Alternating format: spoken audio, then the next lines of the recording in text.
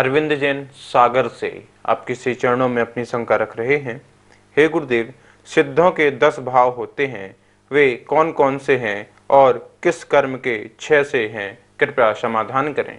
सिद्धों में 10 भाव होते हैं। 10 भाव कौन कौन से कर्मों के 6 से होते हैं तो जानिए। देखिए, पहला तो ज्ञानावर्ण कर्म के 6 होने से केवल ज्ञान की प्राप्ति होती है। पहला भाव तो यही है। कौन सा भाव? केवल ज्ञान का भाव। दर्शनावर्णी कर्म के 6 से जो अनंत दर्शन अर्थात केवल दर्शन की जो प्राप्ति होती है वह दूसरा भाव होता है। मोहिनी कर्म के 6 से 2 भाव प्रकट होते हैं, एक सम्यक्त रूप और एक चारित्र रूप। तो अनंत सम्यक्त और अनंत चारित्र, मतलब छायक सम्यक्त और छायक चारित्र, ये 2 भाव। तो कितने हो गए? 4 भाव। और अंतराय कर्म के 6 से 5 भाव जीव में प्रकट होते हैं। दर्शन, अनंत जो है दान, अनंत लाभ, अनंत भोग, अनंत उपभोग और वीर। तो इस प्रकार से दान, लाभ, भोगो, भोग, वीर, ये 5 प्रकार के जो भाव हैं ये प्रकट होते हैं।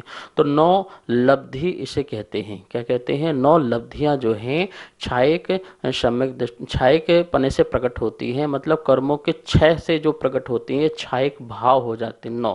तो 9 भाव तो ये हो गए। अब एक भाव और है जो कर्म के 6 से नहीं होता है, वह तो निरपेक्ष भाव है। कर्म निरपेक्ष भाव है, वह पारिणामिक भाव है। जैसे जीवत्व भाव कहते हैं, जैसे सिद्धत्व भाव कहते हैं, जैसे परम पारिणामिक भाव कहते हैं। इस प्रकार से सिद्ध अवस्था में ये 10 प्रकार के जो भाव हैं पाए जाते हैं। सुषमा भारद्वाज आप किसी चरणों में इंदौर से अपनी शंका रख रही हैं। हे गुरुदेव, मंदिर के द्वार में चप्पलों के ढेर लगे रहते हैं, जिसको देखकर मन खेद खिन्न हो उठता है। तो क्या हमें मंदिर तक चप्पल पहनकर जाना चाहिए या नहीं? कृपया समाधान करें। मंदिर में हम जाते हैं, पवित्र होकर के जाते हैं। देखो, हम बिना नहाए धोते मंदिर नहीं जाते हैं। उठ करके नहाते हैं, धोते हैं, शुद्ध वस्त्रों को पहनते हैं और अशुद्ध वस्त्र भी नहीं पहनते हैं, शुद्ध वस्त्रों को पहनते हैं। शुद्ध सामग्री लेकर के जाते हैं। आपके जो चावल आदि जो हैं वो अशुद्ध सामग्री नहीं होती है, शुद्ध सामग्री होती है। तो पवित्र स्वयं होते हैं, हमारी सामग्री भी जो है पवित्र हुआ करती है। तो फिर हम जो चप्पल पहन के जाएंगे तो वो तो शुद्ध नहीं होगी, वो तो क्या है? अपवित्र है, वो अपवित्र है। तो उस अपवित्र वस्तु के साथ आप मंदिर कैसे जाएंगे? आप ये स्वयं सोचिए, ठीक है ना। लोग बोलेंगे नहीं, ये तो हमारे मंदिर की चप्पल है। अच्छा, चप्पल भी कई प्रकार की आजकल हो चुकी हैं। चौकी की चप्पल अलग है, बाहर घूमने की चप्पल अलग है, मारने वाली चप्पल भी अलग होगी और मंदिर की चप्पल भी अलग है। भाई, चप्पल तो चप्पल है, चप्पल तो चप्पल है और वो अशुद्ध है तो अशुद्ध है। जमीन से उसका जो है टच होना और जो है गंदगी आदि में पैर रख जाना, तो इस प्रकार से कोई 16 की चप्पल और 17 की चप्पल नहीं होती है, ठीक है ना। चप्पल चप्पल ही कहलाती है। आपके और पैरों में पहनने पर उसमें पसीना आता है, पसीजते हैं, जीवों की उत्पत्ति होती है, पसीना आदि उत्पन्न होता है, गंदगी लगती है, चप्पल में नीचे भी लगती है और आपके पैरों के कारण भी लगती है। तो इस प्रकार से ये पसीजना और जीव आदि की उत्पत्ति होना अनेक कारण उत्पन्न हो सकते हैं। हम मंदिर जा रहे हैं, पवित्र और पवित्र वस्तुओं के साथ जाएं, स्वयं पवित्र होकर के, भावों को पवित्र लेकर के और पवित्र सामग्री के साथ जाएं। जूते चप्पल आदियों को लेकर के ना जाएं। और अब रही बात, लोग पहन के जाते हैं, मानते भी नहीं हैं। चलो भैया, आप चले भी गए मान लो मंदिर में, तो फिर क्या करो? कम से कम जहाँ रैक बनाए हुए हैं, जहाँ स्थान बनाए हुए हैं, वहाँ तो रखो। क्या प्रभु के दरबार में इसी प्रकार से चप्पल छोड़ देना, दूसरे के परिणाम खेद खिन्न तो होंगे ही होंगे। यह अनुशासन नहीं है।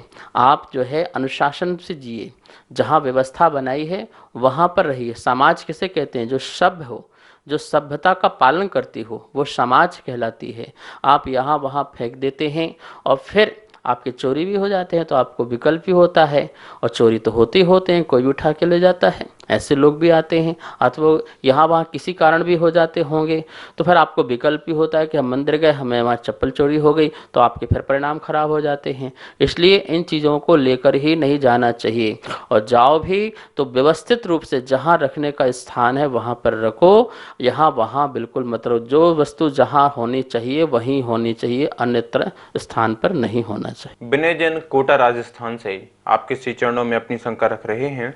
हे गुरुदेव, भगवान सिद्धालय से तो आएंगे नहीं, फिर पूजन करते समय आवाहन, स्थापना और संधिकरणम क्यों किया जाता है? कृपया समाधान करें। भगवान सिद्धालय से नहीं आते हैं, ये बिल्कुल निश्चित है, और आ भी नहीं सकते हैं, क्योंकि हमारे यहाँ पर जब एक बार कर्मों का क्षय हो गया और मोक्ष की प्राप्ति हो गई तो पुनः वो संसार में आते नहीं हैं, और आपके बुलाने से भी नहीं आएंगे, ये भी बात मानना। फिर क्यों बुलाते हैं? हमने जो वेदी में तदाकार रूप से उनका जिनबिंब स्थापित किया है, उनकी प्रतिमा स्थापित की है, या हमारे सामने साक्षात गुरु आदि हैं, तो हम उनको अपने सन्निकट बुलाने के लिए कि आप हमारे बहुत निकट आ जाएं, उनको आवाहन करते हैं, आवाहन करते अपने हृदय में विराजमान करते हैं। और फिर कोई हमारे यहाँ आ जाए तो हम क्या करते हैं?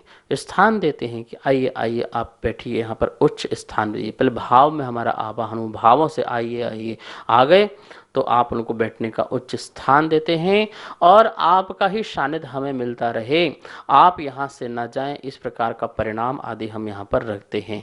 महानुभाव, भावों में बहुत शक्ति होती है। हमारा जो ये पूजन है ये तदाकार और अतदाकार को लेके हुआ करता है। हमने स्थापित किए हैं वो तदाकार रूप से स्थापित किए हैं हमारे भावों में, और हमने यहाँ पर जो चावल पुष्प आदि में जो कल्पना की है वो अतदाकार रूप से स्थापना की है। तो इस प्रकार से भगवान भले नहीं आते हैं, पर हमारे भावों में नियम से आते हैं। ये निमित्त हैं, ये प्रतिमा आदि जो है, भगवान आदि गुरु आदि निमित्त हैं। इनकी हम निमित्त भाव से अपने उपादान को जागृत करते हैं। हमारी शक्ति उपादान को जागृत कराने में लगाना बहुत ज़रूरी है, इसलिए इन निमित्तों का हम उपयोग करते हैं। हम सोचते हैं चावल भगवान हमारे पास आ गए, तो उस समय हमारा कोई राग द्वेष का परिणाम नहीं जाता है, संसार के प्रति अशुभ विचार नहीं जाते हैं, घर परिवार की याद नहीं आती है, और हम उसमें रम जाते हैं, प्रभु के साथ रम जाते हैं, प्रभु के गुणों के साथ रम जाते हैं। इसलिए आवाहन, स्थापन और सन्निधिकरण जो है बीज मंत्रों के साथ किया जाता है। उन बीज मंत्रों का भी अपना अपना प्रभाव होता है। आकर्षण मंत्र होता है, स्तंभन मंत्र होता है, और एक होता है वशीकरण मंत्र होता है। इन तीन मंत्रों के द्वारा हम प्रभु की जो है पूजा करते हैं। तो ये मत सोचना कि सिद्धालय से नहीं आते हैं, कोई बात नहीं, सिद्धालय नहीं आते, हमारे भाव सिद्धालय तक पहुंच जाते हैं। यह काम तो हमारे ऊपर है और इसे हम कर सकते हैं।